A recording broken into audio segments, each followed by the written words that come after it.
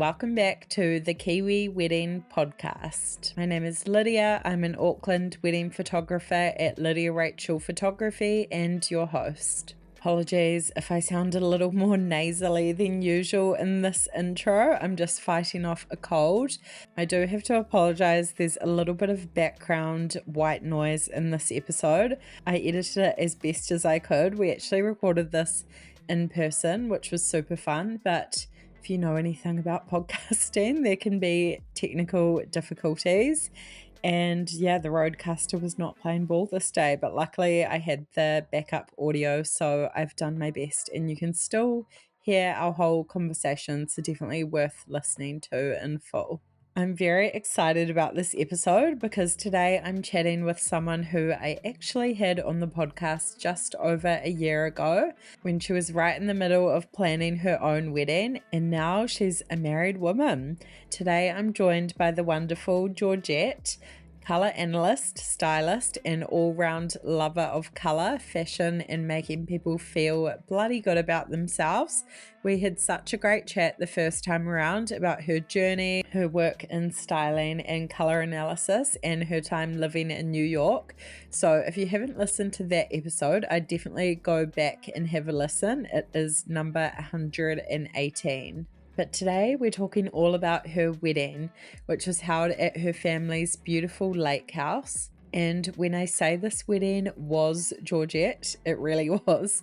Think incredible colour, custom fashion, bold styling, vintage details, a whole lot of personality, and some very good stories along the way. We get into everything from finding her dream dress and designing her own wedding fabric, to the guest list, the little things she wishes she'd done differently, and her advice for couples planning their own weddings. I'm particularly excited about this episode because Georgette is also going to be joining me at the Kiwi Wedding Podcast Live in Auckland on Sunday, 13th of September at Glasshouse Morningside.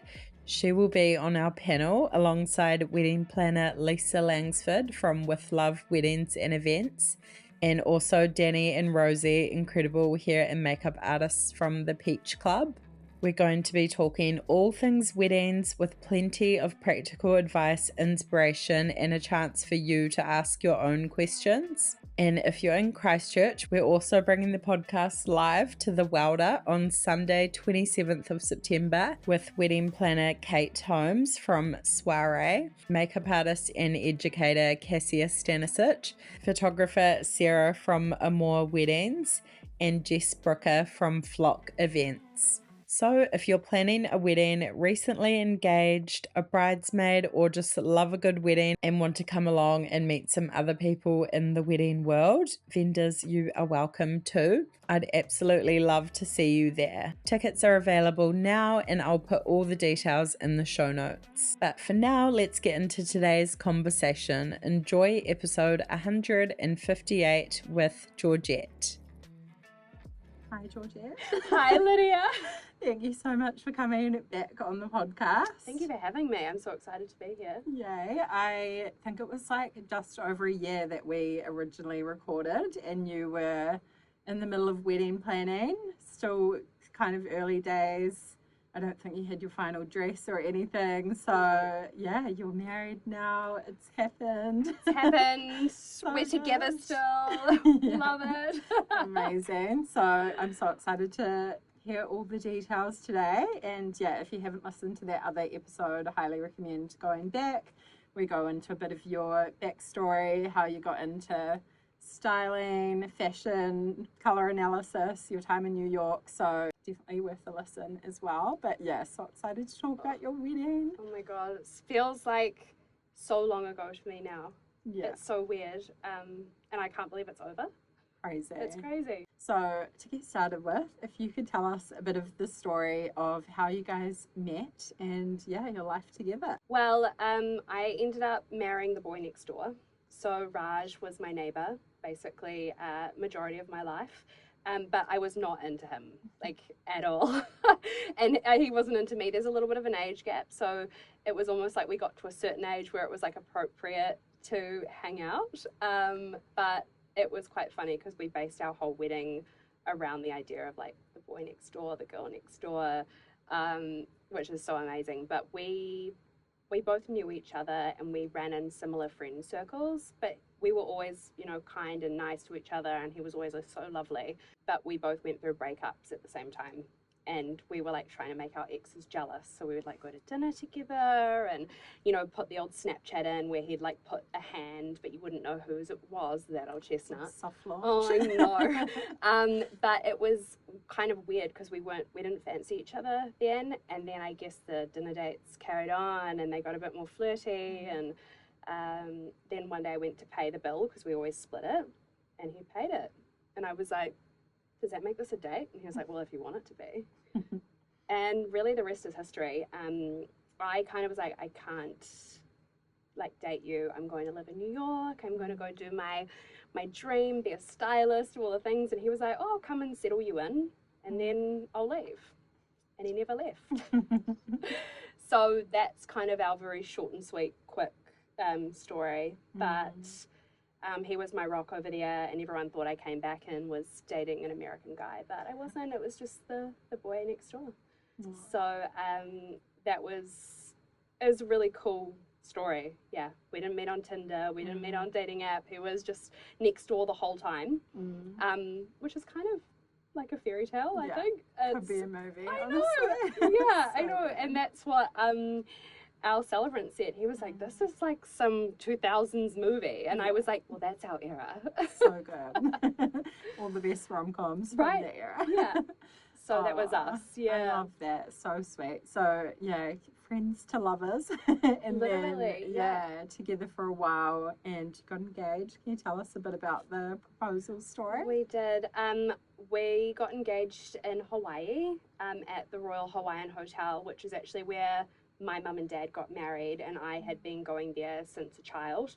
And to the point, like, all the staff know me and have known me since I was a little girl. And when I go there with Raj, we don't always stay at the Royal. We stay at other places that he likes. And this holiday, he had booked the Royal. And I was like, And so, yeah, it was not overly romantic, the proposal. It was, like, I knew. I mean, like, girls, we all know, right? Like, come on. I don't know. I was talking to one of my friends the other day, and she just got engaged. She was like, I've got to get on my outfits. Like, I think this is the time. And I'm like, yeah, I love it. So I knew, but I didn't know when. And so I had planned all these outfits, and I had been saying to him, like, so I've booked like the really fancy dinner this night, and I'm going to get my hair blow waved tomorrow. So I was like, it's going to be tomorrow. It's going to be tomorrow. And we were going to teppanyaki this night, and I slicked my hair back, and we were walking to dinner, and we were like taking a selfie with my camera outside the Royal Hawaiian. And as we took the selfie, he just like slipped the ring on my finger, and I was like, but my hair is not done, and my outfit is not good. And he was like, marry me. It wasn't even will you, it was just marry me. And I was in so much shock, and I even feel myself like flushing up talking about it. It was so funny, and we were just standing there like this with a camera, like trying to take photos, and this amazing couple came past, and she was like, oh my God, did you guys just get engaged? Like, Americans, they just love it. And I was like, yes. And she was like, girl, give me your G7X. And so she took my like camera, and she took the best photos. Amazing. And everyone was like, did you have like a professional photographer there? I was like, no, this kind woman, I don't know who she is. I don't know how to thank her, but she took these amazing photos. And we sat down at teppanyaki, and I was like, this is not it, eh? And he was like, no, this is not it. And so we got up, and we were like, we're sorry, we just got engaged. We just really want to go for dinner, like elsewhere, we'll come back. And they were like, no problem. And we called this restaurant called Michelle's in Honolulu, which is so hard to get into. And I was like, just tell them you've just proposed to your girlfriend. Just tell them that. And he called, and they were like, come right now. And we got this beautiful table by the water.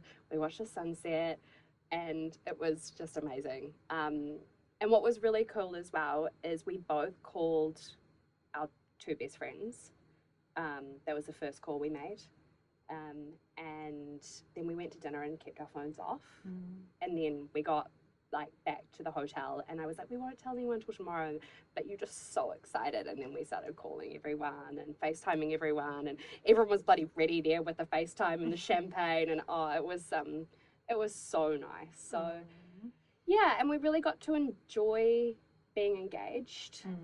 We didn't jump straight into a wedding, but oh, it was so beautiful. We were so lucky with like the weather and how everything was.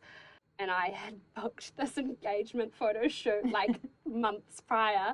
And I was like, well, if he doesn't propose, like at least we'll have some cute photos. And I booked this like Porsche because Raj loves cars. And so we did this drive all around like the waterfront of Honolulu. And we went to this like really like secluded place. And this photographer was there and she's amazing. And she just took these shots of us and it just looks like a movie. And so we got those as well. So it was cool because I knew it was going to happen, but he really caught me off guard. And I kind of love that it wasn't perfect and my hair wasn't perfect and my dress wasn't the one that I was going to wear. It all just worked out. Yeah, so good. Just makes it more like natural in the moment, not like a performance. Yes. I remember those photos when you posted them as well. So incredible from your shoot. Crazy, huh? Yeah, actually like a movie love story. I love it. It was so cool. She shot it on film and we weren't even there for that long and she just got the coolest shots. And there was just us driving up and down this road, zooming with my hands out the roof. And I just was like, oh my God, this is my movie. So I love that part too. Amazing. Talking about wedding planning, were you one of those girls that had a vision in mind, dream of what you wanted, and what were those first steps once you started planning, deciding where, all of that? So I was like, we're going to get married in Hawaii. And then when you look at the dollar and the cost and everything, I was like, we'll probably have like 3 people at our wedding and it'll be our parents. And so then we went off that idea. And then we were actually really keen on Bali because my girlfriend got married there and we just had the best time. But my parents vetoed that. My mum was mostly worried that everyone would go down with Bali belly. And I have heard so many horror stories about that since then. So I'm very wedding specifically. Oh my God. So I'm very glad that we didn't do that. One of my mum's best friends, who's like a second mum to me, was like, why are you not getting married at the lake? And I was like, oh, I hadn't even thought about this. And I was like, maybe we get married at the lake. And the lake is my family lake house at Lake Tarawera. Which is about 20 minutes from Rotorua. And it's the most beautiful place in the world, in my opinion. And Raj has spent a lot of time there. A lot of our relationship has been there. Christmas is there every year. It's a place that I have like the best memories of my life. And I love doing things that people haven't already done because that's just my vibe. And I was like, no one can get married in this exact spot, in this place. It's going to be mine, unless it's my children one day. So we decided to get married at the lake. It was the right decision. It was a big decision. We had to build everything from the ground up. So our house cannot fit 100 people. I mean, it would be squished. But we have a beautiful front lawn. And so we just like built a venue. So it was first of all the venue. And then my next call was to Kate Solly.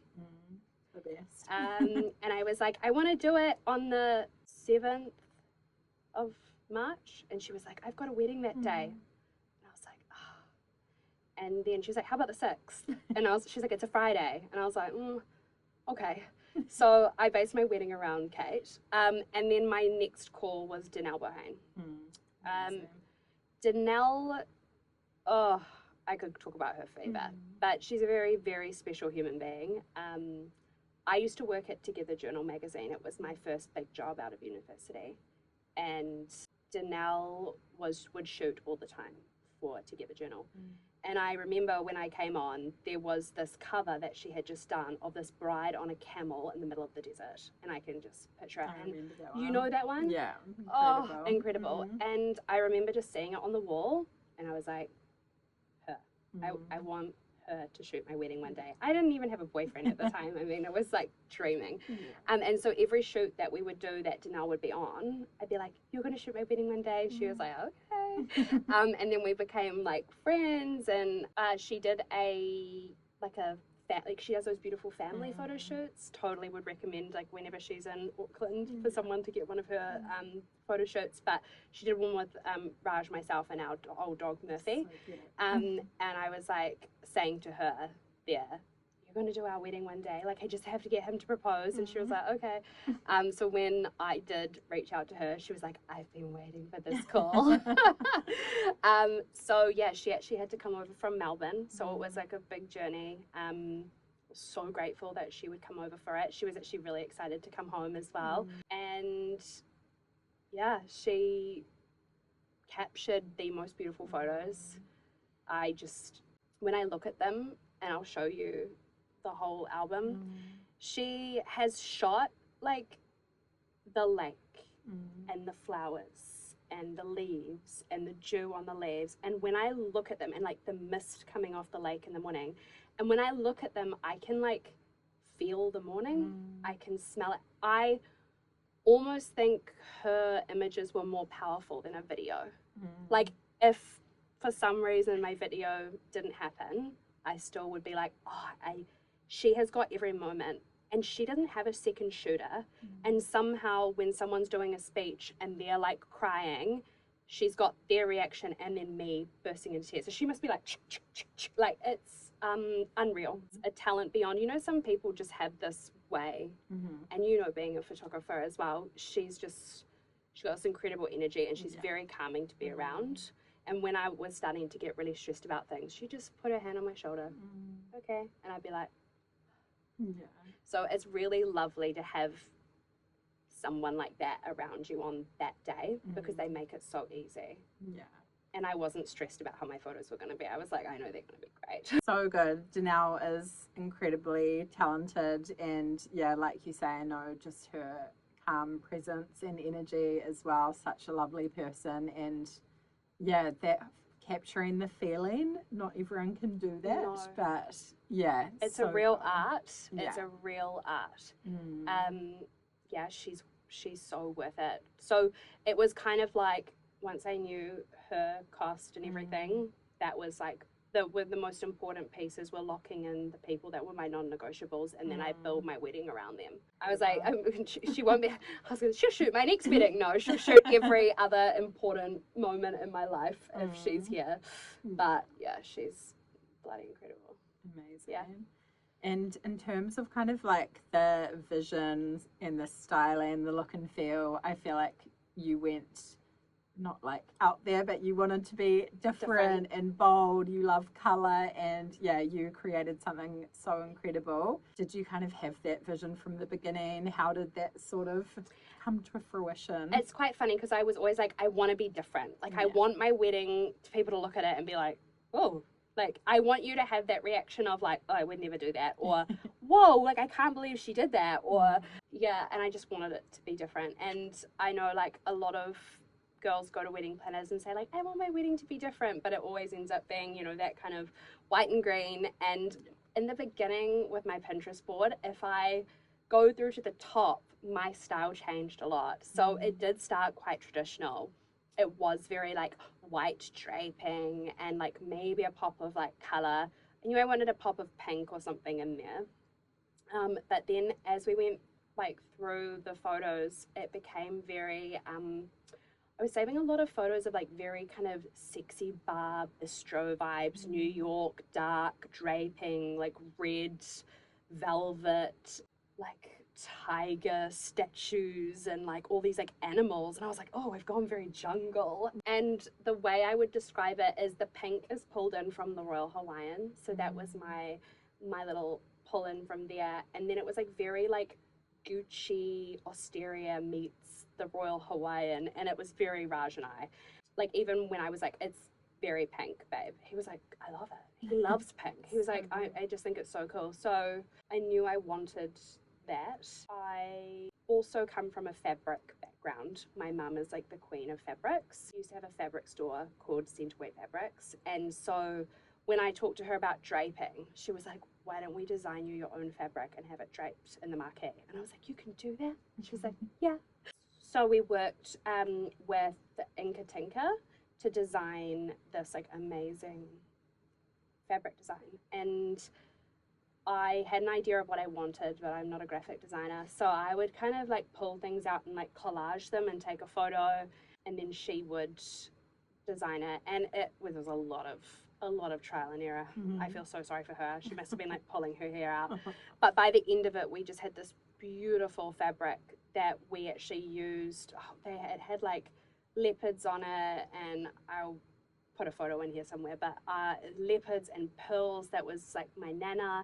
It had my ring on there, so there was a render of my ring, and then it had all these little cheeky monkeys around with like forks and spoons, and they were jumping everywhere, and it was just kind of nuts. And a lot of people were like, oh my gosh, it's very White Lotus. Yes. And I love it. I was like, So that's good. what I want. Yes, very like Jennifer Coolidge White Lotus meets the Royal Hawaiian. So that was the vibe. And you kind of walked into our wedding and it was exactly how I wanted you to feel. Like you weren't in New Zealand.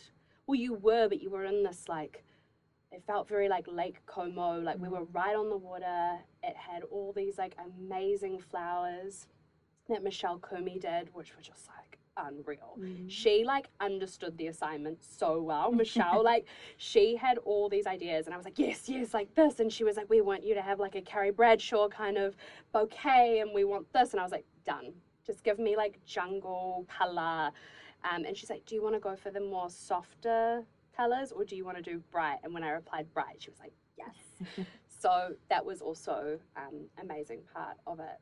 It just got crazier and crazier as the time went on. So it was started with the draping and making the fabric, and then the little details. So pulling the leopards and things out of the fabric and popping them on like the seats. So we had like a different pattern for all the seat cushions, and then I had like a little logo made, and that was all put on the serviettes. And then when it came to the menus, they were so cool. It had like snakes on them, and so it was like pretty wacky, but fabulous. Yeah. Like I think it's so cool. So personal as well. Like, yeah, even you talking about designing the drapery and that, yeah, it had like elements of you in it, and yeah, Like, had my eye on it as well. Like incredible. So crazy.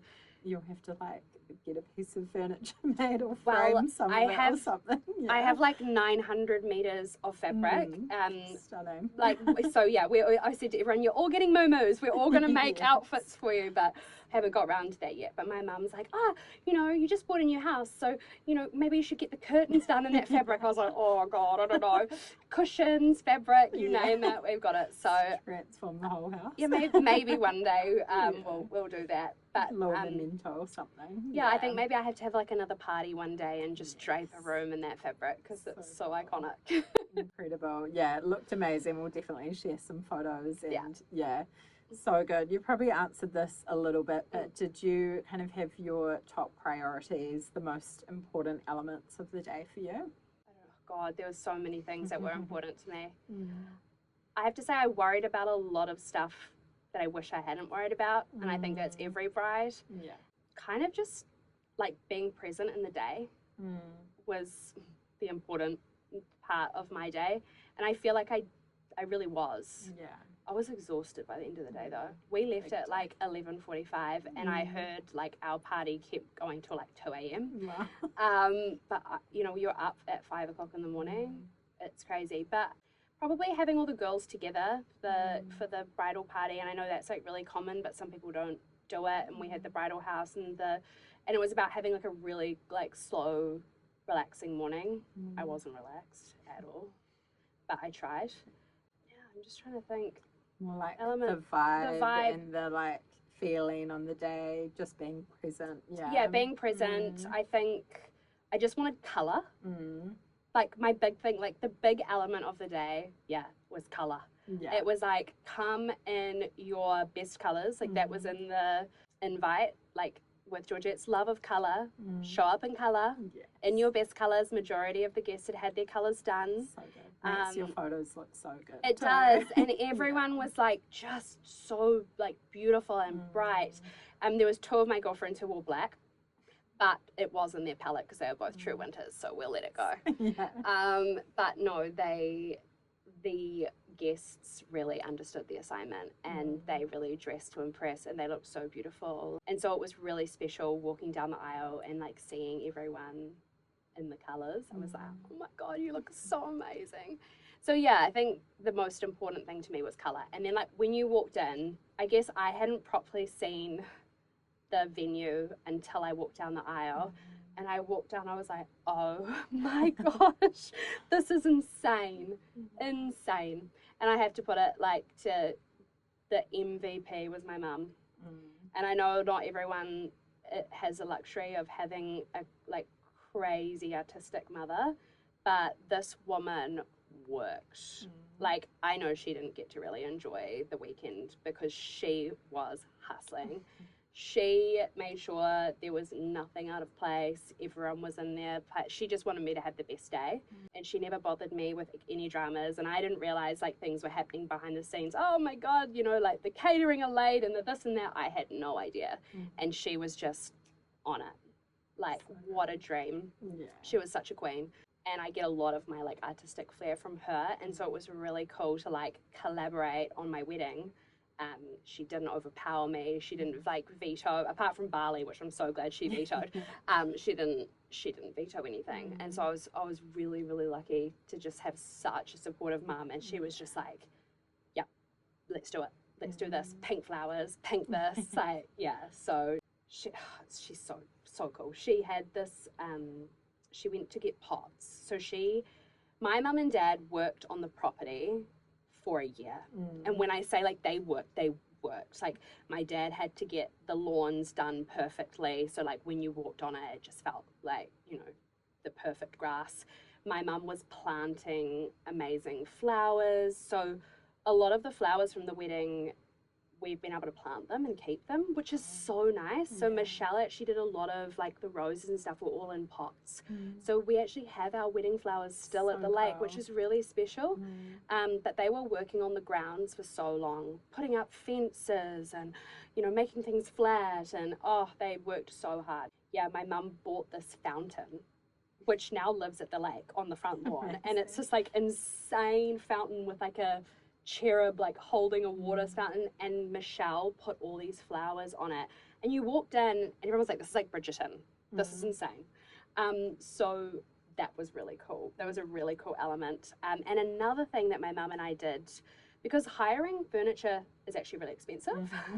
Whoa, who knew? Yeah, so special to have your wedding on a family property, but you're like building like a venue from scratch. It's from scratch, and so you have to bring in chairs and things. So we actually would go to like Webb's auctions, Cordy's auctions, and buy these like vintage chairs and tables and like lamps and things. And we got some of the most beautiful pieces. So there's all these little elements of old vintage chairs mixed in with some of the beautiful flock pieces, which are ours. And so I have them now. So we're just like slowly trying to like put them in everyone's houses and like use them as bedside lamps. But I bought these lamps that are like flowers, and it was just amazing. So it just added that little bit of extra pizzazz. And I totally recommend that, because we got those things for cheaper than it was to hire. So, I mean, you could always sell them afterwards. Yeah, exactly. My mum jokes and says, oh my gosh, we have literally like a warehouse full of furniture from your wedding. I could open up a shop. And I was like, start hiring it out. We could start hiring it out. No, I don't need that stress in my life.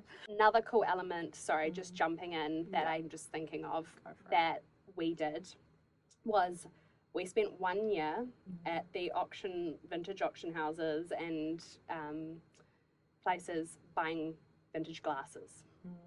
So we had the most amazing colourful glasses, because there's nothing I hate more than seeing photos of a wedding and there's like a man with a beer bottle, or, you know, like you're holding something that's like not cute. So we got all these incredible glasses, and they were all colourful. And I'll show you pictures, it was insane. But when people walked into the wedding through our house, we had our piano, and the piano had all of the glasses on it, and everyone got to take a glass, and then they go down to the bar and they had that glass filled. And then all through the night it was just colourful glasses, and they were crazy. Some had gold and the flowers, and they were all like nuts, but it created such a cool element. And it was like a talking point. And everyone was like, oh my God, this is my glass. And you knew what your glass was because they were all different. So that was really beautiful too. And, you know, we would be buying like like 20 glasses at a time for really cheap, cheaper than what you could hire them. Yes, we had to wash them, big deal, but like it was that was a really cool thing too. So go out, especially if you've got like that year, start you know, buying things and bit by bit, and you know, not everything has to cost a bomb. We really saved a lot with, you know, buying this furniture and stuff, and it ended up being cooler anyway. You know, so good. And you can buy pieces and like cover it in fabric. Do it yourself with like a, you know, stapler. It, you know, it's just like, you know, a lot of like everyone's like, oh, it's so DIY, but it just adds this element of difference. Like, I don't have all the same flock chairs that every other girl had at their wedding. We have like a element of difference, which I think is really cool. I love that. It's those little things that people kind of overlook sometimes, but so special to personalize that and just be really different. Like you say, if you end up with all the stuff afterwards, you can probably sell it or re-gift it or gift it. And there's some pieces and stuff that we keep, and so we've just moved into our new house, and my mum gave me a whole lot of the glasses from our wedding, and we drink out of them, and we're like, oh my god, like it gives you those special it's really nice. Love that. I know in our last episode we kind of touched on the journey with finding your dress. You were sort of early days, had been to a few places, had some like not great experiences, and then you'd found the amazing Natalie Rose. You ended up going custom with her. I'd love it if you could kind of walk us through that journey and just how you found the whole dress experience. Nat stopped me in my tracks. I had all these other bridal stores that I was like booking to go to, and after going to her, I just stopped. Natalie is another one who's a very special human, and I feel like she was put on this earth as well to make women feel and look good. And that's what I do in my business. And it was kind of nice to be scooped up by someone else and be like, I've got you, and she's got you.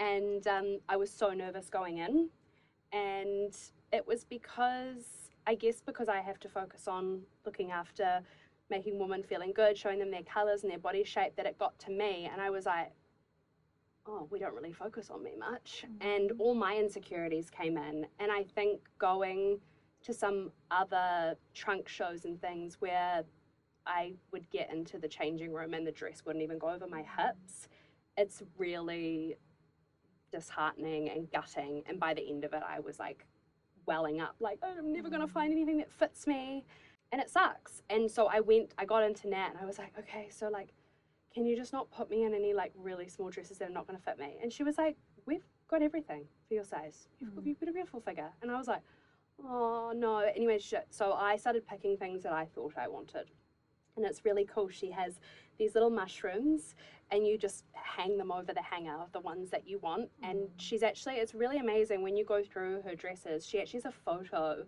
of someone in the dress, so you kind of know what it looks like. And I was like, oh my gosh, I'd never go for that, and I'd never go for that. And so I think I got to put like 5 or 6 mushrooms on some dresses, and then I think she chose like 3, and she's like, I'm gonna do 3 that I think. And I was like, oh no, but I wouldn't wear that. She's like, just give me a chance. And I was like, okay. So we started trying things on, and straight away, actually, like putting these dresses on, first of all, I couldn't believe the zip went up. I was like, oh my God, the zip went up. And she was like, I told you. And you know, like, it's just the difference of the fact that she, first of all, knows the body. So she knew what dress to put, like what size to put me in. That wasn't going to be like, oh, we'll get a bigger one, or we'll get, you know, like she knew exactly. And if there was one that was a sample that she didn't have another size in, she had these amazing like clips that go in the back that like hold it up. So I just never felt, oh, I don't belong. And I think that's really important. So yeah, we're going through, she's like, what elements of this do you like? And I was like, I like this top, and I like this skirt, and da-da-da. And it was so funny. She put me in this dress, and I was like, oh, I won't wear that because I don't like my arms showing. And we put it on, and I was like, shit, I look good. And you know, like, I'm not someone to give myself compliments. I think I've said this to you in the past, like, really not. I was like, wow. And I looked at myself, and I was like, wow, that's it. And then I was like, but I just don't like that it doesn't have sleeves. And then, I don't know, in this like a magic box of hers, she just had these little sleeves that she just pinned on the sides, and she's like, we could do something like that. And I was like, okay, this is the one. And I was like, but I want the other top with the sleeves and the other thing. And she's like, honey, we're going custom for that. And I was like, okay.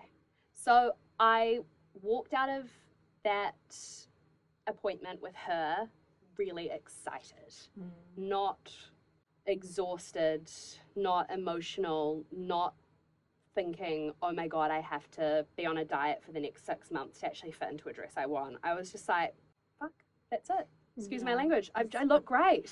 So that was really cool. I also didn't take anyone to my first appointment.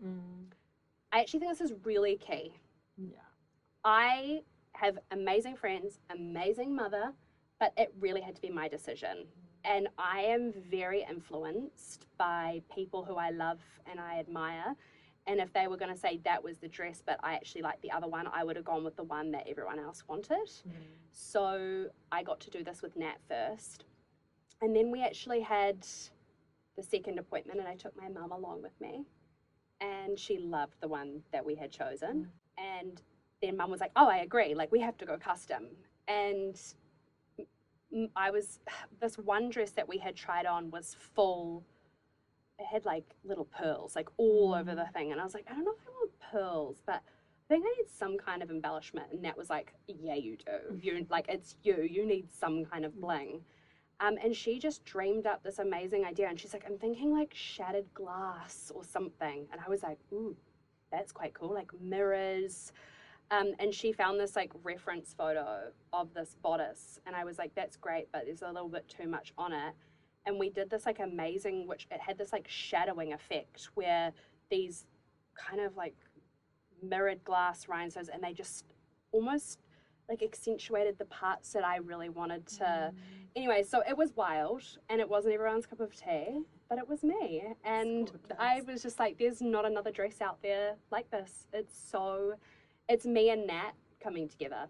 And I loved having her input on things. And I think it's really, once you have someone that you admire who's like an amazing designer, of course I wanted her input. Like, there was a lot of Nat on there, but she made it very me. She never pushed anything on me that I didn't want, or that wasn't me. And yeah, she just made the most incredible dress. And I would use her every time over again. There was just no regrets there at all. She is, I think Nat's going to go on to do like really big things. Like, I think like one day, like when I'm older, I'm going to be like, I had a Natalie Rose dress, and people are going to be like, no, like she is so much bigger than what she's so ahead of her time. Yeah, there's just something about her that the talent is unreal. And you don't, when you see it, you get it, you know? But she, for her, I think with her, when you go custom with her, that's where you get the art, because it's got that little bit of her in there. So that's really cool. And then she also did my second dress. So I was actually going to go to another designer because I thought, oh, I'll have like a Natalie Rose and a blah, blah, blah. And then she was like, well, what are you going to do for your second dress? And I was like, I don't know, I'm going to. And I was kind of getting late. Like, we were only a few months out from the wedding. And I knew what I wanted. And she was like, well, can you just show me what you want? And then when I showed her what I wanted, I was like, I want feathers. I want it to be like loose and really, like, I want to be able to move and quite like pin up vibes. She just looked at me and she was like, please, just let me do it. Please. Like, I feel it. And because she was like, these two dresses are so different. Like, I couldn't. And she was like, come on. And then I got off the phone from her and I called my mum and I was like, Nat really wants to do the dress. And she was like, just let it do it. Why are you giving yourself this stress? Just do it. And so I called her and I was like, let's do it. She's like, are you sure? I don't want to push you into anything. I was like, just do it. So we started that process. And actually, to be honest with you, I think the second dress was almost harder, even though it looks more simple. When you don't have something that is as structured, like Nat had a full corset made for my dress and we had it separate. So it was a corset and it had all that draping and structure in it. To actually make a dress that's not structured look good is very hard. So again, there's such an art to creating something like that.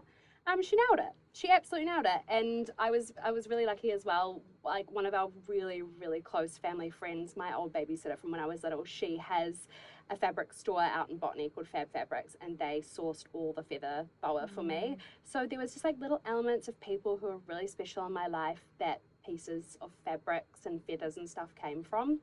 So yeah, I was like wearing everyone on the day, and it was like really special. Yeah. And when I walked in that second dress, everyone was like, oh my God, because I just don't even think anyone expected it. Yeah. Incredible. I could say a lot about Nat as well. Such a special human, so talented, incredible vision. Yeah, I agree. She's going to go far. She's already killing it. And yeah, you looked absolutely stunning. Thank you. Both your outfits. So cool to hear. And I think we touched on this in the other episode as well, but it can be such a like overwhelming and vulnerable process, wedding dress shopping. So it's actually so important that you feel safe and looked after, not like judged in any way about your body or your taste or anything. So she's just the most incredible human. She so is. She's so in it for all the right reasons as well. You know, she really cares about you. And I know there's a lot of wedding dress designers that do too, but you do get the odd situation where you feel a bit pushed into something. And yeah, Natalie is not that girl. So. Yeah. There's some horror stories out there. There's someone going viral on TikTok in New York about it at the moment. Yeah. You had a bridal party as well, and yeah, I think we talked about like dressing them in their colours and everything. How did you find choosing who you would have as well? Was that really easy decision for you? So easy. Yeah. Like I knew. There was no doubt about it. There was no one left out. There was no one. It was it was my main crew. So I had my man of honor, Fernando. He's been my ride or die forever. And then Brittany, who is again another ride or die. All of them at different periods of my life as well. Atlanta, and then I had Claudine, who is my oldest friend of the group. And it's really cool because they've all been in different parts, ages and stages of my life. And still just as close now. And what was really cool is Claudine and I actually got married just a few weeks apart. So we went through engagement together, we went through all the things. So it's really nice, like going through it with one of your friends. Yeah, but there was no doubt in my mind about who I was going to have. And I loved that I had a man. And I think that's really special. And we made like Fern look really cool. He had an amazing brooch on that had tassels on it, which really just like elevated his look a little bit. And yes, they were all in their colours. So lucky for Fernando, he's a true winter, so he got to wear his black tux, so there was no changing that out. And then the girls, I really left this to the last minute. And I didn't do it on purpose, I just hadn't seen anything that I liked. And just before I went, just before the end of the year, November, I got a call from Women's Wear Daily magazine, and they actually ended up flying me over to do colour analysis in New York, which was amazing. And while we were in New York, I got to see my old boss, Brent Lawler, who is a celebrity hairstylist, who is probably the most talented man on the earth. He's so cool. And he is invited to my wedding, and so we hung out with him a bit. And while we were there, he was like, so what are we doing for your hair for your wedding? And I was like, my what?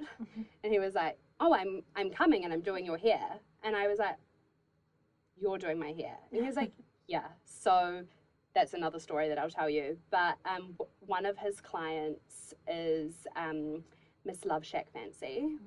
She is pretty incredible. We actually randomly ended up at her house for Halloween, like the night before I left, and she owns Love Shack Fancy, Rebecca Cohen. So I was like, oh my gosh, your dresses, and a lot of the people who were there were all in her dresses, and Brent was like, why don't all your bridesmaids wear Love Shack? And I was like, oh my gosh, I hadn't even thought about it. And it was so crazy because I was looking at screenshots of dresses for bridesmaids, and the ones that I had loved the most, they were all Love Shack, and I didn't realize because they were all just like Pinterest shots.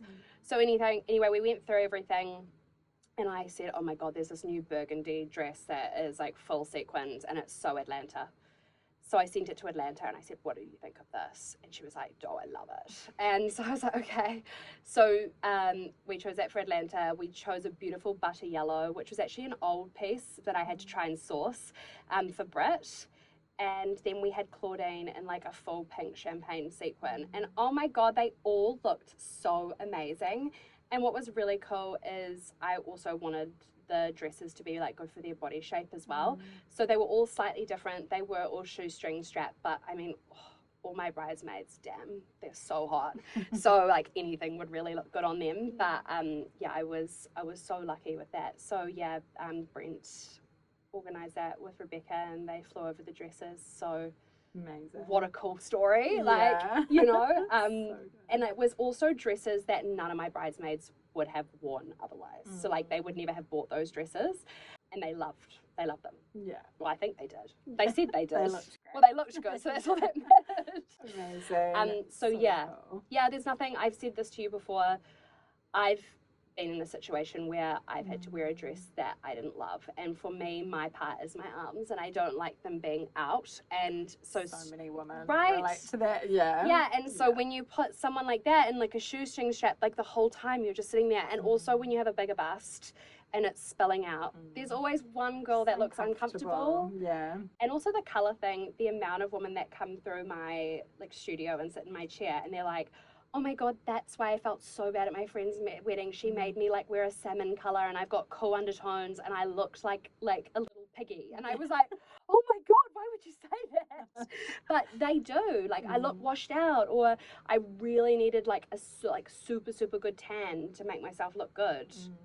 Yeah. No.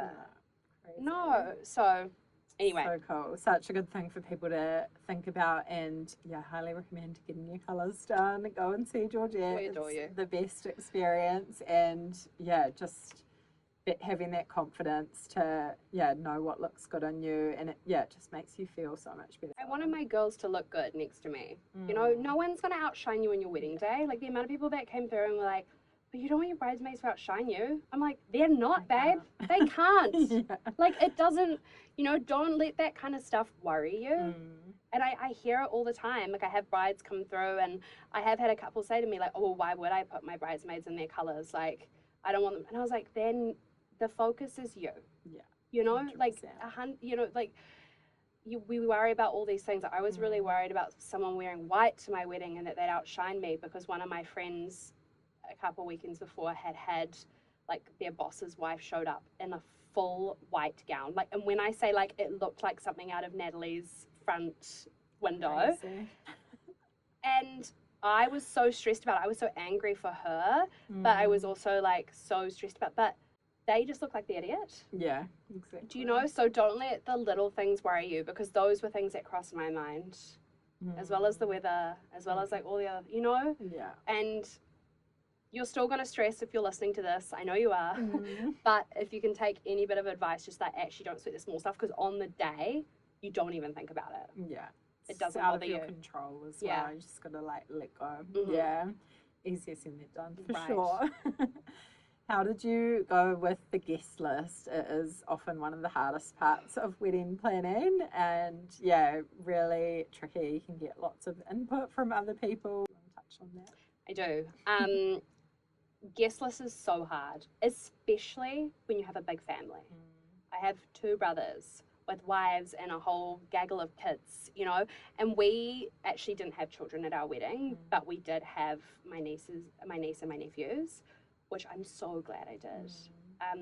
I was so anti-children coming to the wedding because we don't have kids and things like that. And so I was like very vocal, no kids, no kids, no kids.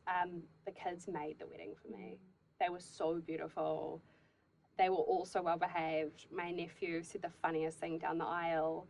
He brought down the rings and he said to Raj, you look after my Auntie Gigi or else. Yeah. And we heard it and started laughing, and then Aaron was like, he was like, can I tell everyone what he just said? I was like, yes.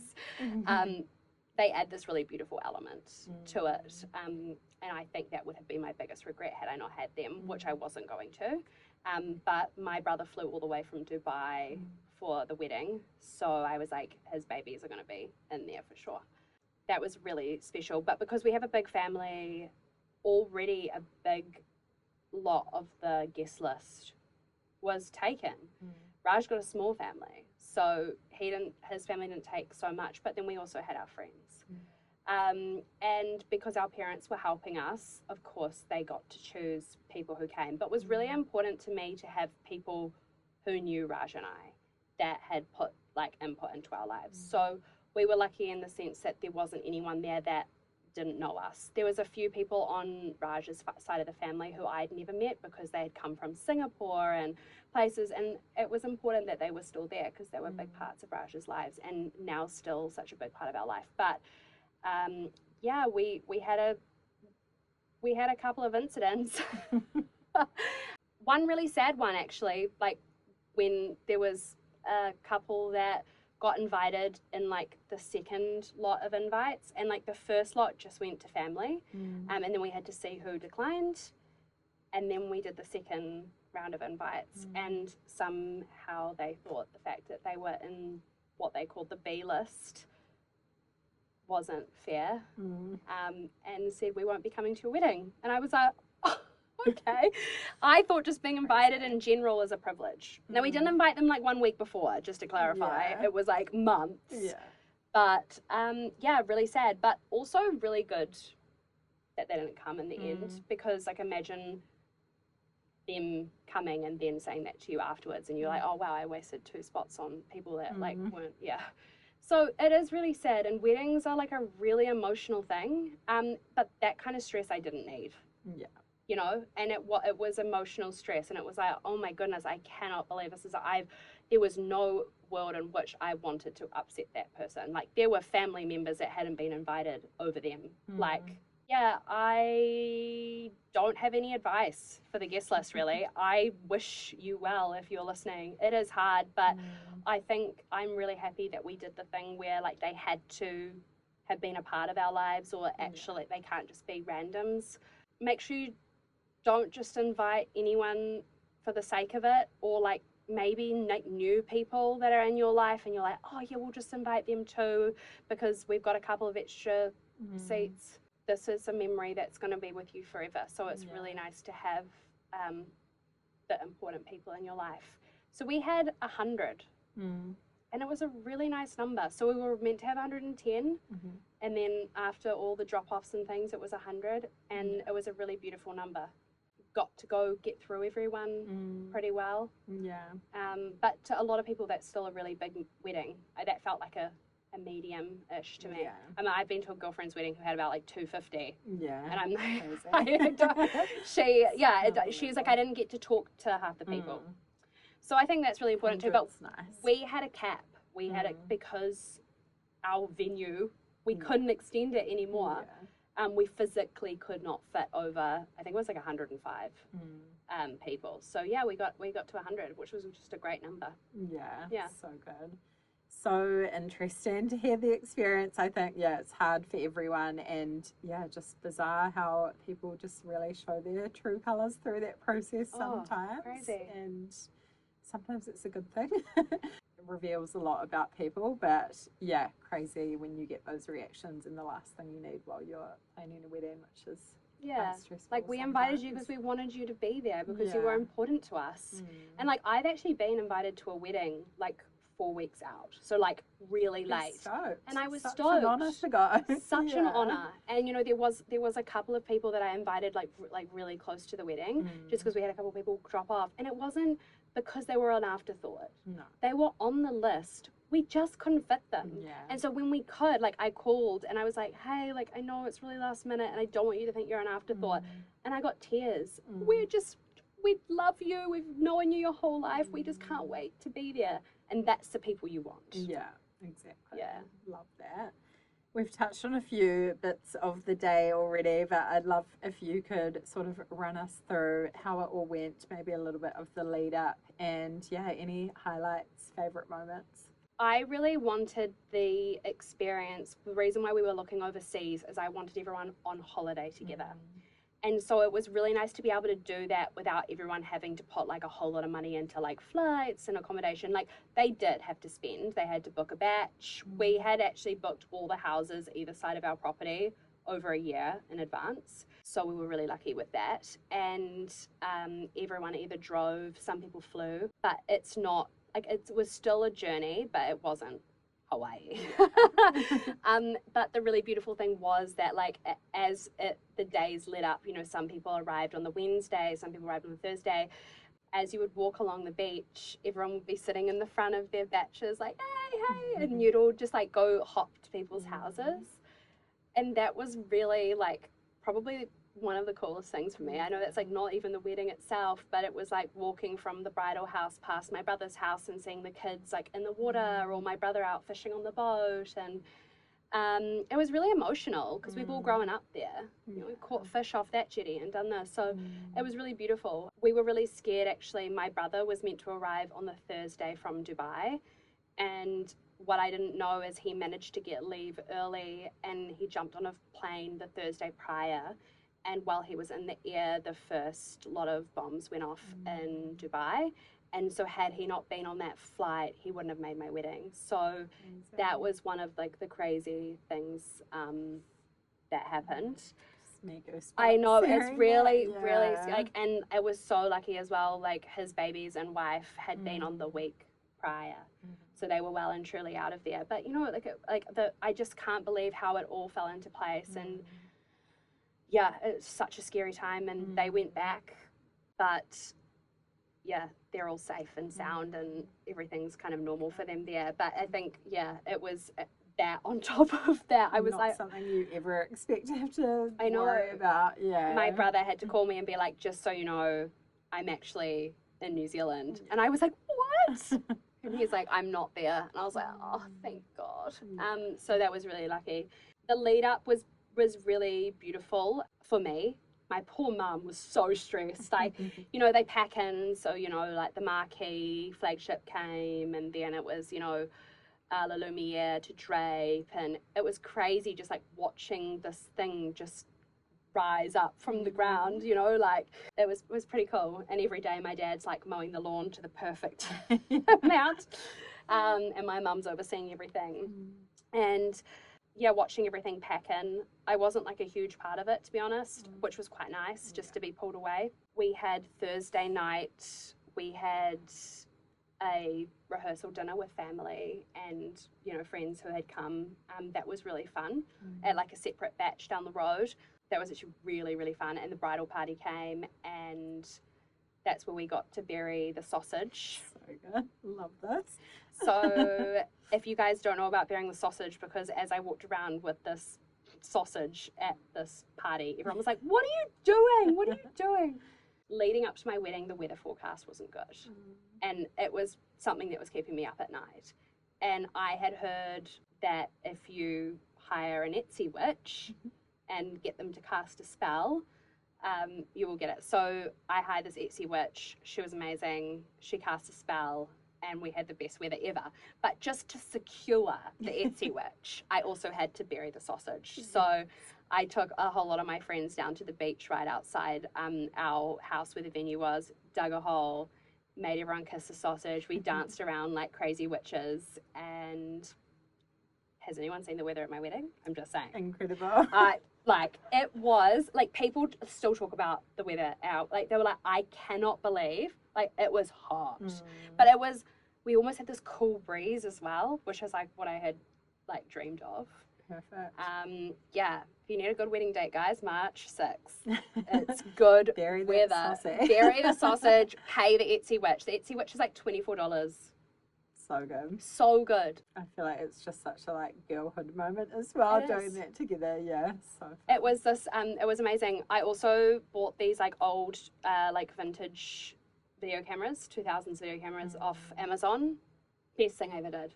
The footage from it is so cool. And my assistant Beth came to the wedding, and she actually did like a whole lot of like content for me, which like it was just so amazing. So I definitely recommend getting social media.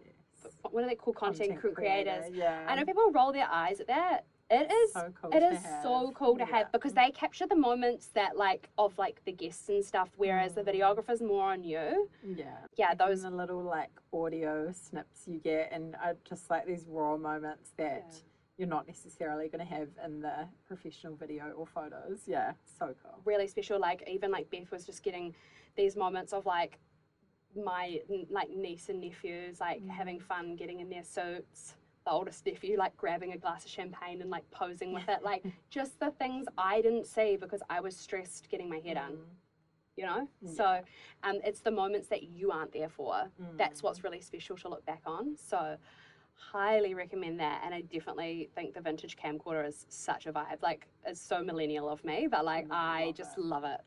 I love those cameras, and I use them all the time now still for everything. Yeah, so we had that, and then it was just like the morning of the wedding, and I woke up really early. I think it was like 4:30. I couldn't go back to sleep.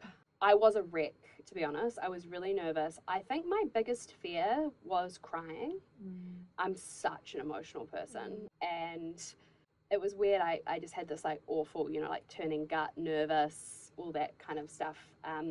And what was really good is Kate, once I sat down to do my makeup, she was like, I'm not going to talk to you. Like, I love you, but I'm not going to talk to you for the rest of this time. I just want you to like just zone out. And that's good, because I mean, Kate and I are like blah, blah, blah, all the time, you know. So I was just like very quiet and very calm. I didn't drink either. All my bridesmaids had champagne. I think I had like maybe 2 sips for like a couple of photos and things, but I didn't drink until we got married. But I probably had like 2 drinks the whole wedding. Just wasn't like, I actually had so much adrenaline, I could have done shots and been fine. Yeah. You know, like, you know, sometimes when you don't, like, you just can't get tiddly because, yeah. So that's one thing that I'm glad I didn't do. One really nice thing was I sat down and one of the girls' husbands sat next to me in the morning, and we were eating breakfast and I could hardly eat. He's like, you need to eat. And I was like, I can't, my stomach's in knots. And he's like, eat. So I'm sitting there like force feeding, watching the sunrise.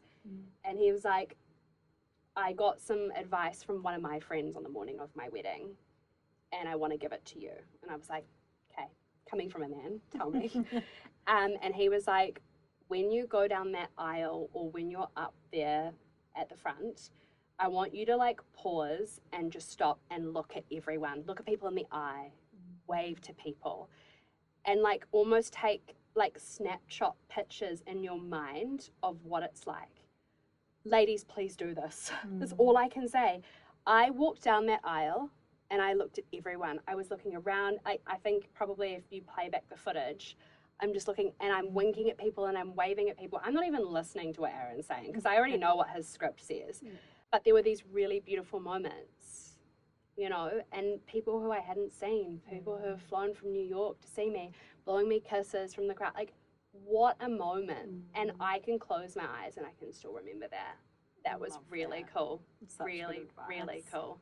Just taking a minute, because that ceremony goes so fast and you don't remember anything. You're like, what just happened? So yeah, just taking, I was like looking, as I walked down the aisle with my dad, I was like looking, and I didn't cry. Crazy. I don't, like, everyone couldn't believe it, because I cry to cry. She cries for everything. My mum organised her best friend Billy to drive me to the wedding. He had this beautiful Bentley that he drove down, and him and my brother put all the ribbons on it. And I got in the car and my stomach was in knots. And he's like, right. And I was like, right. And he's like, okay, we ready? I'm like, yep. And we like got to the top of the driveway, and he like put the car in park. And I was like, okay. And he was like, right, Georgie, you have 2 options. And I was like, okay. He said, we turn left, I take you to the airport, you run, I'll look after you and support you and whatever you need, and you'll have no repercussions. Or 2, we turn right and we go to the wedding. And I looked at him and I was like, let's go get married. And he was like, right. And he put it in drive. And we drove, and everything lifted in that moment. It was so weird. It's the best memory I have. And we're driving there, and then also the cool thing is that the bridesmaids were in my car in front of me with ribbon, and then my car, the Bentley, was behind. We were driving there in convoy, and all the people at Lake Tarawera were all standing on the side of the road, waving, cheering, tooting. Like all of the like postmen and stuff had like pulled over, and everyone was like waving. It was like I was like a Princess of Genovia here. Yeah, it literally felt like that. I couldn't believe it. And so we got there, and I was like, right, ready to get married. Let's go. Yeah, let's go. So yeah, I got there. Dad was there. Took a couple photos. Put my veil on. Brent was there fluffing my hair. And then boom, walked down the aisle. Didn't cry. Nothing. Not a single tear. I was just so happy. Maybe I cried all the tears. I don't know. I had even gone down the route of going to the doctor and getting beta blockers for the day. And I actually trialed them the day before the wedding, and I hated it. Yeah. I like felt really numb and really anxious. So I was like, cool, we're not going to take anything. We're just going to just feel these real raw emotions. And gosh, I'm so glad I did. So that was pretty cool. Yeah. Yeah. Love that. Yeah. Feel the feelings, I think. Nothing wrong with crying, obviously. No, nothing wrong with it. Kate's beautiful makeup. I know. Yeah, so cool to hear that, I think. Yeah, that would not be nice to be like numbed out. No. Yeah, as present as you were. We finished the wedding, and it was like really cool. You have this moment where like basically just like everyone comes and hugs you. And Danelle again caught these moments like so beautifully of like people's reactions to hugging me. And there's also a really beautiful moment that I also remember just standing next to one of my girlfriends, Ella, and just like grabbing her hand. And she has this photo of like our hands like just standing there like, oh, so amazing. So yeah, that was really beautiful. Aaron Bloomfield was our celebrant. Oh my God, he is amazing. He was also our MC, and he also sung, and he's a DJ too, so a man of many talents. He's insane. So he did that, and he's pretty amazing. So we really loved him being our celebrant. My mum actually organised that because she knew him previously, so that was awesome.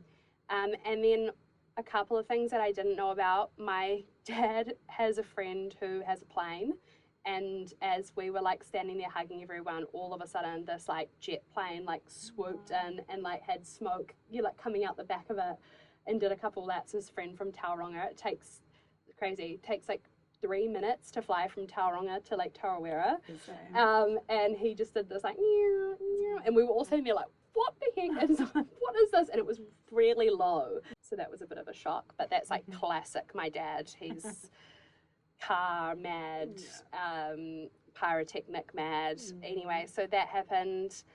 We got whisked away for photos, which was really nice, and just a nice moment with Danelle and the crew. And then came back into the reception where we had like really beautiful speeches. We had 2 of our bridal party speak. So Raj's best man Richard, and then I had my girlfriend Britt speak. Both of our dads spoke, and then actually my 2 brothers spoke. And my brothers, everyone knocked it out of the park, to be honest with you. Like when you watch back the videos, I was like, could cry, all of them. But they were really beautiful, and we spaced them out through dinner, so you didn't feel like, you had to sit and listen to everyone's, but they were short and sweet. Like everyone had like 3 to 4 minutes max. And yeah.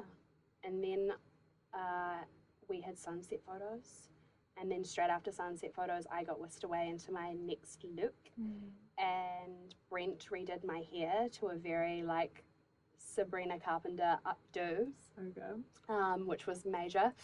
And then I kind of just walked back in, and everyone was like, wow. Raj and I said thank you to everyone, and then instead of doing a bouquet toss, which is probably my favourite thing that I did, I actually gave my bouquet to my mum.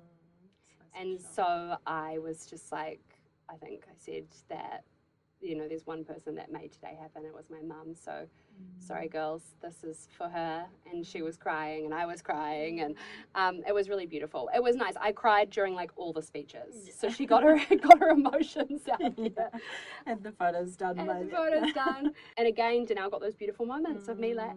So yeah, that was really cool. And then we cut the cake, and we got married on, my mum and dad had this like stage built over the water. It was crazy. And then she put like carpet over the top of it, and then it had flowers and things. But we went back to the stage and we cut the cake, and our guests, well, I'm sure some of them knew, but my dad's a bit of a pyrotechnic. And so as we put our knife into the cake, fireworks. So good. And what a moment. They went for like 25 minutes. Wow. It was insane. I think one of Raj's friends we were like halfway through the fireworks, I need to go to the toilet, and I went to the bathroom and I came back and they were still going. So yeah, every New Year's Eve my dad does a fireworks display for like the locals at Lake Tarawera. But normally it's off our front lawn. But we couldn't do that because we had the marquees and we didn't want them to go off in flames. So he actually had a barge in the middle of the lake. Wow. And then also a second lot on a jetty, like 4 or 5 doors down. And so in sync, we had these 2 lots of fireworks going off. Insane.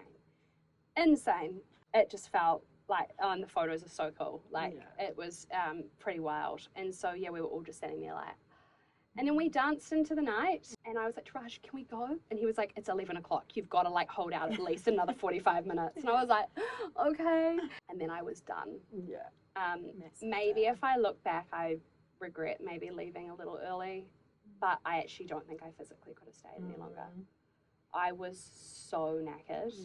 You were up at 4 something. I was up at 4, like stressed, and then it was like I had a big day. And then we got to wake up and do it all over again. Well, not the wedding, but we had a recovery lunch. Yeah, so good. Yeah, so we did that. The recovery lunch was Bollywood themed. Love it. So all my guests had to wear like saris in their colours.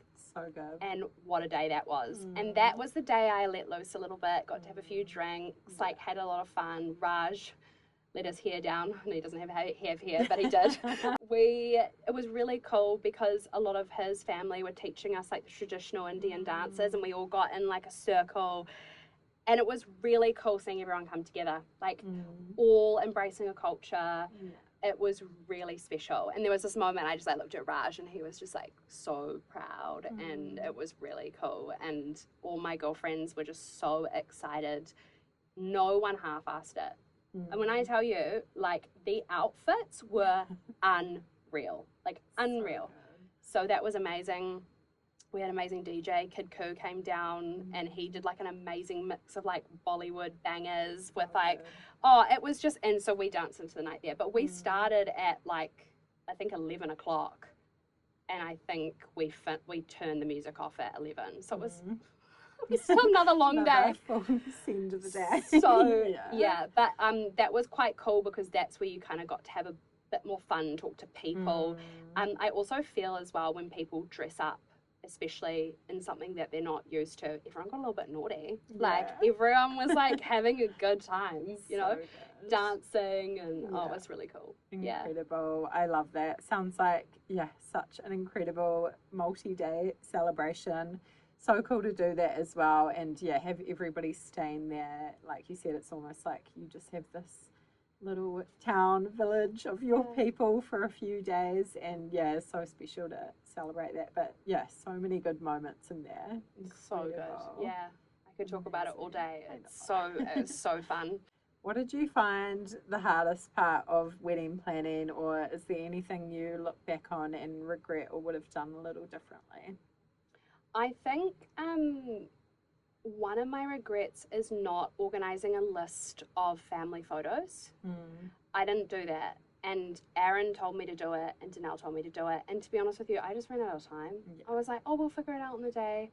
And we got photos with our immediate family, but not extended. And that's one thing I'm like, damn. We just didn't get those like group shots. And at the time it didn't mean much, and now I look back and I'm like, damn. But I mean, like, if that's the only thing, I guess it's not so bad. yeah, that was like the only thing I think I regretted was not having those family shots. Yeah. It's a big day, and like Yeah. you get whisked away for so long for the photos. Like we were away for ages doing photos, and like don't get me wrong, so glad I did. Yeah. But you also just like want to be there Yeah. and be present and be with it and enjoy this party that you've spent a year planning.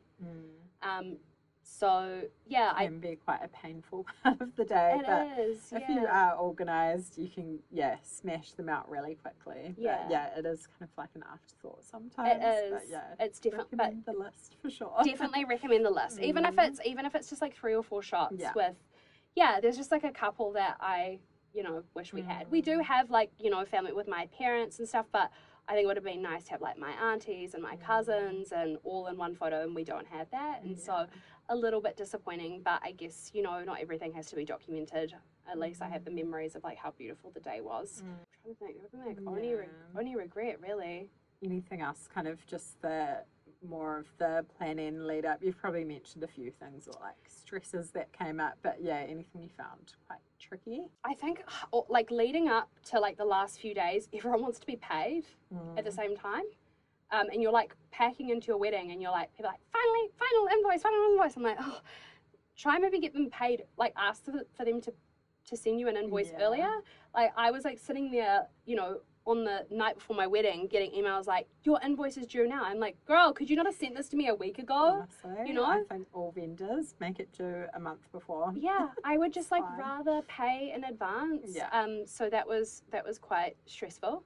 It is stressful, and I just think it's like, you can look back and say, oh, I wish I didn't sweat the small stuff. Like I was so worried about the weather. I was so worried about someone wearing white. I was so worried, and that stuff actually just meant nothing on the day. Yeah.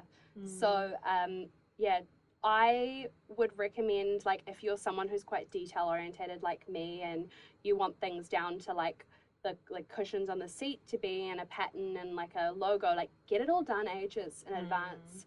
And my mum was a couple weeks out, she was like starching and ironing all the serviettes, and so in the photos I look at them, everything is so perfectly folded, there's not a single crease, and that's like my mum to a T. But I've like looked at other like wedding photos that I've seen on Pinterest, and like the napkins are like creased, and I'm like, mine weren't. So yeah, just getting all that like annoying stuff done so you don't have to think about it.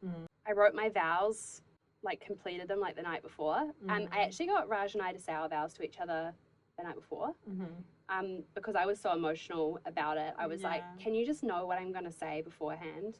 And so we read them to each other, which I really liked. I know that's not everyone's style. That, like privately, initially as well. And also just to see if they matched each other's like vibe, but they did. So that was really cool. But yeah, I think that was like, just have everything sorted out, like your table setting, everything printed, maybe a list, like definitely have like a run sheet of the day, like by the minute, and have it given to everyone. Give it to your caterer, give it to your planner, give it to whoever's coordinating things, like everything, have it written down. Even like to the DJ, because we had Lewis McCullum and we had Sean Preston, who were incredible, and I kind of just like threw them together and was like, okay, I booked both of you, figure it out. And they were like, okay, but they were both amazing, and they kind of bounced off each other, and one would play and one would have a break and things like that, but they were all aware of like the time list, when they needed to go on, things like that, so then I didn't have to worry about it. So good, great thing to do, and then no one's kind of coming to you or being like, what's happening next? They're just all it's all done. Amazing. How did you find the whole budget side of things? Whatever you're happy to go into there, was anything really surprising, or did you do anything to kind of save money in areas? Weddings are really expensive, and there's the old wedding tax, and for a good reason. Like, it's a stressful day for everyone. We saved money buying things, and I just preferred that as well. Like, it ended up cooler. So think of like fun ways that you can save money on things, whether you're like, buying napkins and like you're ironing on your own logos or people's names. You can do things yourself, and actually they come out really beautiful. I love the personalized stuff, so spending time making name tags and things like that, I think you can definitely save money on there. Stationery costs a lot. Yeah. A lot. Don't get me wrong, like I loved my stationery. It was so worth it. But that surprised me how much stationery costs. Printing is so expensive.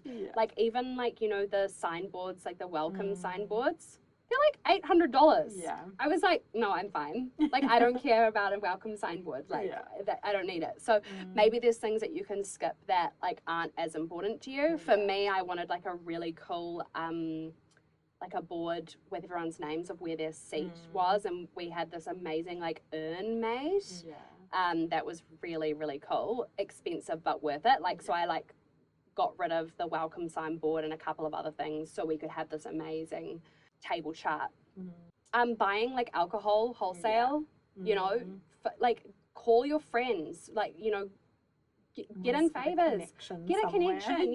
People who own restaurants or have you know, accounts in places that they can get cheap prosecco and champagne, and that's what we did. And like we were stocking up again a year in advance. We were buying our alcohol a long time in advance, and we got it all wholesale. So you save money. I mean, it's expensive, but you save. And spread it out as well. I hear of people doing like when it's wine week at Pack and Save or whatever, just like getting boxes and boxes then, just like, look out for those sales. Or when Moet or like Verve is on sale, you buy, you know, or even when Bear's on sale, grab a couple of, you know, cases of it, just slowly stock up. But definitely call in favors, you know. You do I mean, I do a lot of favors for people, so I wasn't scared to call them and be like, right, now it's time to pay it back. You know? But it's expensive. Was the most important day of my life, and I don't think I regret anything I spent money on. I think everything was necessary in my eyes. Maybe not in everyone else's, but in mine it was. It's what it is. But yeah, photographer, dress, those were my first important. So good. Then just budget and figure out what's important to you. You know, is it the dress that's important to you? Like some people that's not actually that important to them. Maybe it's the entertainment. The entertainment was really important to me, so that was probably the next thing I ticked off the list was budgeting for my entertainers. Everyone is talking about the entertainment. They were all incredible. So that's also a really important thing. So just decide what's important to you, not what's important to other people or what's going to look good on Instagram or things like that. What's important to you in that moment. Yeah, love that. Such great advice. Did you guys hang out at the lake for a bit? Did you go on honeymoon straight away? What did planning that look like? I arrived at the lake on the Tuesday. We got married on the Friday. Raj didn't get there until the Wednesday because he helped my brother buy a house on the Wednesday night. So we actually was really cool. My brother had been waiting to buy a house. It's taken them like years, and Raj is a real estate agent, so he took them to this auction. They ended up winning, so everyone drove down in convoy after, and it was like champagne on arrival. Everyone was so happy they'd bought a house, so we were also celebrating lots of things. And then my other brother was there from Dubai, so Raj arrived on the Wednesday. All of our friends started to arrive on the Thursday. We got married on the Friday, Bollywood on the Saturday, and then we drove straight back to Auckland to fly out to Honolulu on the Sunday night. Wow. So we did like the traditional, you leave and you go on your honeymoon. Poor mum, because she spent like 3 weeks cleaning up. That, like she was down in the lake for a month after the wedding, just like getting, you know, the pack down, and just because like the mess of people in your house. We had to move all our furniture out of like the main areas of the house so people could walk through the house, just stuff like that. So thank you, Mum, for letting me go on my honeymoon. So we took off and we did 10 days in Hawaii. Amazing. Special to go back there as well. Was. Full circle. Yeah. It was. I joke, but we got to Hawaii and storms, was it there? The whole time. So I actually, one regret was we got to Hawaii, we arrived early, we got through customs really quickly, and we got to our hotel and they let us check in at 9 a.m. Like that's unheard of. Like it's usually like 3 p.m. check-in. They let us into the room, and I sat in the room, and it was a beautiful day outside, and I was just like going through my photos because Danelle had just sent them to me. I was going through them, and I spent hours like crying, going through them. And I think I regret sitting there looking at the photos because it was the only day of sun we had in the whole 10 days that we were there. So I think I spent the afternoon at the pool still looking at my phone. But yeah, then the next day, tornado came through, flooding. But someone said to me, honey, that Etsy witch had to put the bad weather somewhere. Yeah. So it was either you had it on your wedding or your honeymoon, and I'm very grateful it was on my honeymoon. But we still had a really, really good time. And what do you want to do in your honeymoon? You don't lock yourself in the room and like go shopping and like have fun. So yeah, we just had the best time. So and every time there was like a little bit of sun that came out, we would like run down to the pool and jump in the pool. And then it would start to rain again and we'd get out. But we had the best time. But yeah, that weather had to go somewhere. So thanks, Etsy Witch. Love that. Just nice to be away together and like, have some downtime after a massive week and months leading up for sure. Yeah, the sleep is amazing. Like after your wedding, you just don't realize how like the internal monologue just dies down a little bit. Yeah. You don't have to get into bed and think lists like, oh my God, I've got to do this and I've got to do this and I've got to do this list and that and pay this person. It's all kind of so much mental load. Yeah. Yeah, crazy. This question might not be as relevant, but did you have any helpful resources during planning in terms of for finding vendors or inspiration? I know you knew a lot of people in the industry already, so you're probably pretty sorted on that front, but yeah, anything else? Yeah, when in doubt, I called Greta Kenyon from Together Journal. I was quite lucky. Great friend to have. yeah, I called Greta and I was like, what do you think for this? And what do you think for that? And she was like, oh, these people are good and that person is good. So I was quite lucky that I had a friend that I could call in that instance. But yeah, what was important to me was working with people who I knew and I loved. And so a lot of my wedding vendors, I've worked with them before, whether they were my makeup artist or they, did the signage and stuff. Like I kind of knew everyone kind of. So that was really special because you had your people there on the day. But yeah, I just think do your research and like talk to other brides. I can't stress that enough. Like they've been through it. Hey, who did you use for this? Did you have a good experience with them? What was this like? Ask questions. It's so, don't just like go and look at someone's Instagram and she used that person, they're really good. Ask.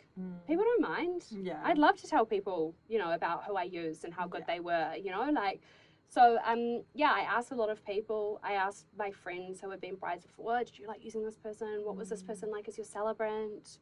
And I asked all my friends as well, like a lot of them who had been married, what was your like favorite thing about your wedding and what's one thing you regret? And a lot of people were like, oh, I really regret like we didn't get a videographer, or I really regret we didn't have this. So I knew these things, I really regret I didn't eat any of the food, so just stuff like that. Hard to beat that first-hand advice, and I think great tip on the vendors as well. Obviously you want to love their work and what they do, but read those reviews, chat to people that have worked with them, because someone's work might be beautiful but their kind of like presence and energy and vibe, especially if they're one that's going to be there on the day, so important. Great advice.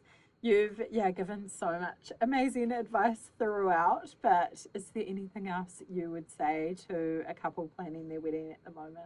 Oh, you're not going to listen to me. That's the thing, because I didn't listen to anyone. I didn't listen to anyone, but if you will listen to me, just try to make things about you and not about everyone else, and not worry about what other people think of your wedding. I think the reason I got to let go and do this quite wacky wedding is because I just wanted it to be me and Raj, and it so was. Like, it was just so us. Like, everyone walked in, they were like, oh my God, I feel like I've walked inside your brains. And I'm like, this is what it is like in here. We're draped to the ceiling in fabric. So yeah, just make it about you. Don't make it about like what your favorite influencer did, or, because this celebrity had this at their wedding. Maybe don't follow trends. I didn't. Like, I didn't. I just wanted to do what I thought was kind of cool. And, you know, definitely there's people who are like, oh my gosh, I could never have done what you did for your wedding. It's crazy. And I'm like, that's awesome. Please don't. Yeah. Invite people who you love, not people who you think should be invited, or don't invite people because you think you'll like get something out of it either. Yeah. And I think the best piece of advice that I got given was from my friend's husband, who said to me, look around. Yeah, love that. Take that in. Like, I probably looked really stupid, I was like, but I remember the outfits that our friends are wearing. I remember, you know, people giving you kisses, and it's your moment. You don't have to stand up there and everything be perfect. I just turned around and I think it was maybe Aaron said, wow, doesn't Georgette look beautiful? And I turned around and I went like this. I was, of course, like, you know, it's one day and it goes in a moment. Yeah. So yeah, just enjoy it. Yeah, love that. Yeah. What is married life like now? Do you feel like you got any of the post-wedding blues afterwards? It's a thing. Yeah. Post-wedding blues is a thing. I had days where I just cried and cried, like all day. And I know that sounds like really ridiculous. It's a real thing. And I think still sometimes I'll like look through videos and stuff and I just cry. And I think it's a beautiful thing. Yeah. But the post-wedding blues is really a thing. And I think for me, it was almost like, what now? There is nothing that will ever beat this day. In my brain, that's the pinnacle of life. There's nothing that will beat this. And so it's actually quite an awful feeling. And you get through it and you're like, oh no, there's like other milestones in life. But in my heart, I'm like, I don't know how that day could ever be. It's a big one. Yeah, there's nothing better to me than that day. Like, there was so much love. There was so much laughter. Nothing mattered. It was all about you. And it was all the people that you love most in one room, and you will never have all of them in one room again. And so it's bittersweet. Yeah. And so, yeah, just go easy on yourself. And it was actually really rough for me. And I actually think you reached out to me. I wasn't ready to talk. And I think sometimes you actually need just to absorb it all, time to absorb it all. It was the best day of my whole life. And no one can take that from me, and I don't know how any day will ever outdo that day, which is really sad. But wow, what a beautiful day it was. So yeah, just go easy on yourself. The post-wedding blues are a thing. Like, I was like, whatever. Like, my girlfriend Ellie said to me, oh my god, I've got the post-wedding blues. I was like, get over yourself. And then I called her and I was like, okay, it's a thing, I get it. I just couldn't stop crying. It was crazy. Yeah. So I'm a little bit more over it now, but yeah. Just like hold on to the memories. Hold on to the memories. Yeah, book the photographer, book the videographer, get the content creator, just so you can I just find myself like watching videos all the time. Love that. Yeah. Amazing. So cool. It's been so great to chat to you today. Is there anything else, on the wedding front that we missed or you wanted to add? I think that's everything. I think, unless there's something that you remember that I can't. Did you want to talk about the video and stuff? Or like social media? This is a good question to ask everyone. Like, what do you think about posting wedding videos? Because I haven't posted mine. And I was like quite excited to. And then I spoke to someone at an event the other day and they were like, oh, I think it's so tacky when people post their wedding videos. And I was like, oh, maybe not. Hot take from them. Hot take. It's a personal decision for sure. Like, I wouldn't say tacky, but no, I think it's just like up to the individual, really. Yeah, I think our wedding video is so beautiful. There's actually a lot of personal stuff in there, and I'll show you afterwards. Yeah. But a lot of stuff from speeches, I guess that I think you've got to think about whether you want people to hear those things. Well, they're all good, but like, I don't know. Yeah, so I'm in two minds about posting that. I mean, I've posted a lot of my wedding. Yeah. Been in Together Journal as well. Yes. People may have seen. So good. Yeah, so beautiful. It was crazy as well. two school friends were also in that issue. It was so cool, like flicking through, seeing everyone. So it was really nice. Such a good one. Yeah. Yeah, I'm in kind of two minds about that, and I'm interested to hear what people have to say about that. Like, to post a wedding video or not to post a wedding. I know it's almost just like preference, but should that be something that stays between like you and your family? But like the only thing is that there's a lot of my friends and family who haven't seen it because I'm not going to just like email it to everyone. No. Like, you have to come catch up with me and Right? sit down in the lounge on the TV. Like, I know, and cry with me. Yes. I cry every time I watch it. So interesting thing to think about. Maybe I'll put it out on Put a poll socials on. and see what people think. You have like a following. You're on socials. You've done incredible with your business and stuff. So I guess, did you feel any of that kind of like pressure from being a bit of a public visible person in some way about posting or making your wedding look a certain way? Yeah, totally. There was a point there where I had to get out of the, and that's why I've said it multiple times, don't do it for Instagram, don't do it for things, because I was like, oh, you know, like it has to look a certain way. And then once I decided, no, I'm going to do it for me, that was where like all the pink and stuff all popped in. I just didn't really care. I love hearing what people have to say about my dresses. And like some of it's not good. Like, you know, like some people are like, oh my God, I can't believe you wore that. Or like people are like, oh my gosh, your second dress was so much better than your first dress. And I was talking to Natalie about it and she's like, I love the chatter about that kind of stuff. It's wild with their opinions. Right, I know, I love. I'm like, it's fine. It was my dress, not yours, babe.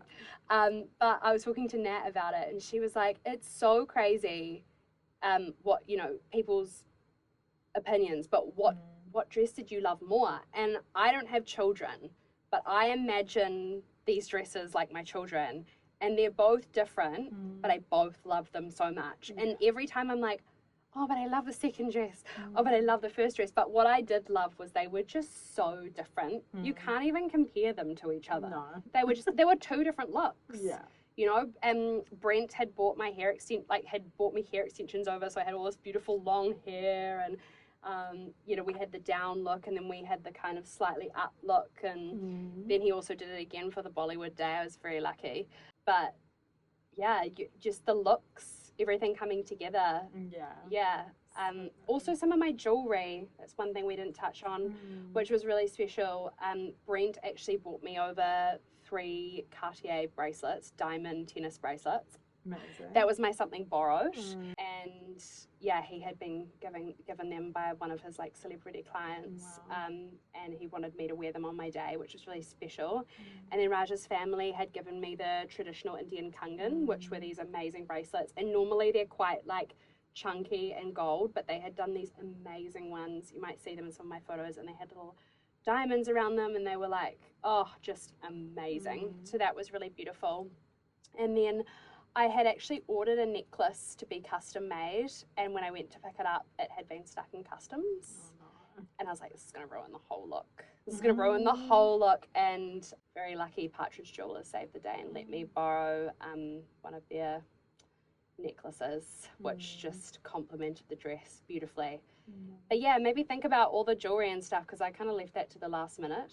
Yeah, it kind of brings the look together. You sometimes forget about the little accessories things, side, and like all my bridesmaids, I was like, oh my God, what are they going to wear? And so I like went and bought them all Swarovski crystal earrings, which was a nice gift. But yeah, it was an afterthought for sure. Yeah.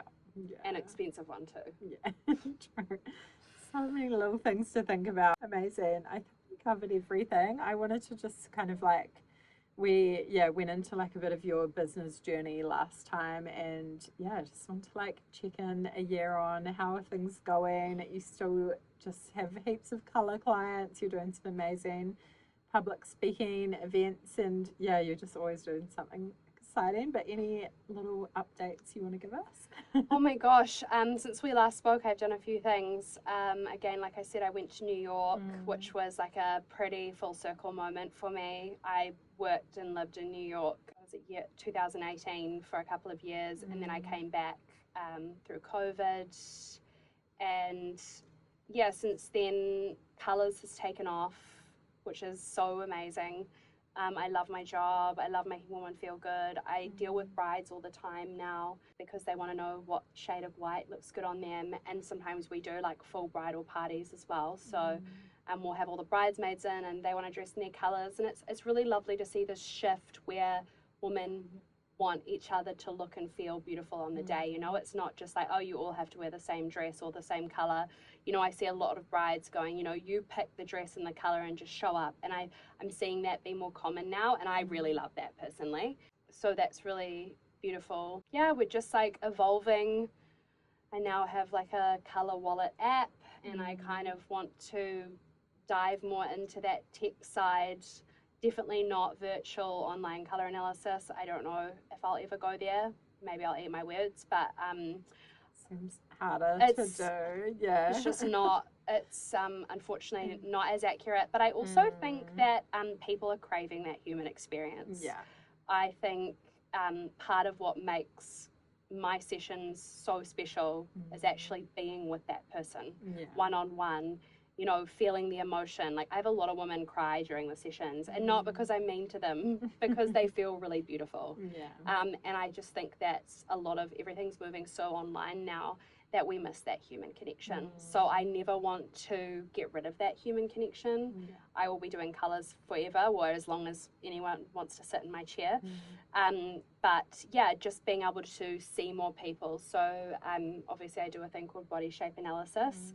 I would love to move that virtual because I don't think we actually need to be there one-on-one. So yeah, just taking people's measurements, trying to do that online, and then having some kind of amazing like interface where people feel like they can have access to me, which would be really cool. So that's kind of in the pipeline. We've got New Zealand Fashion Week coming up next month, which is really exciting. It's always like a really lovely time to see the industry come together, see like New Zealand fashion. I'm really excited to see what we have in store. I'd love to see some colour. Yes.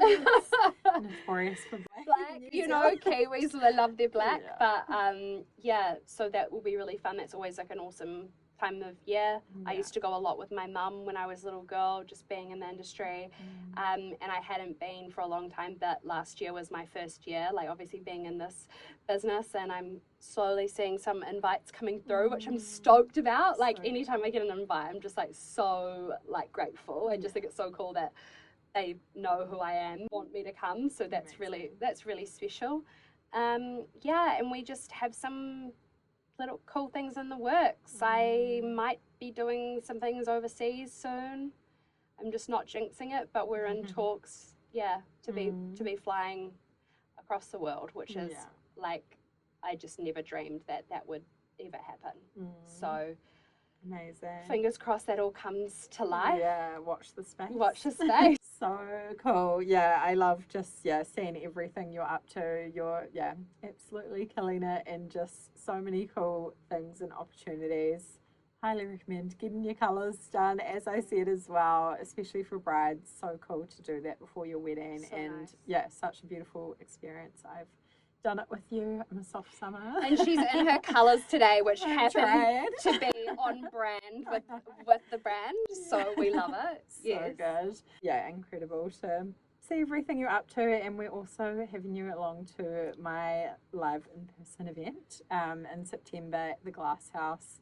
And have you on the panel, and it will just be amazing to have your experience, not only just being a recent bride, but in the industry, styling, colours and everything. So excited. Tickets available now. Go and grab them. Oh my God, yes, please. You'll have to have a bell to stop me from talking, because I will go for too long. I'm so excited for that. And big congrats to you as well. You've built this podcast and this community and I've watched you as well, you know. So huge congrats to you, because I just think what you do is amazing. And the fact that you can sit there and listen to me talk and not interrupt me is wild. But I love listening to what your brides have to say. And again, like that was a resource for me, was listening to brides' experiences. So thank you.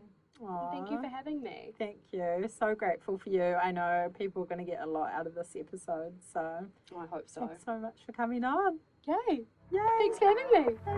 It's a wrap.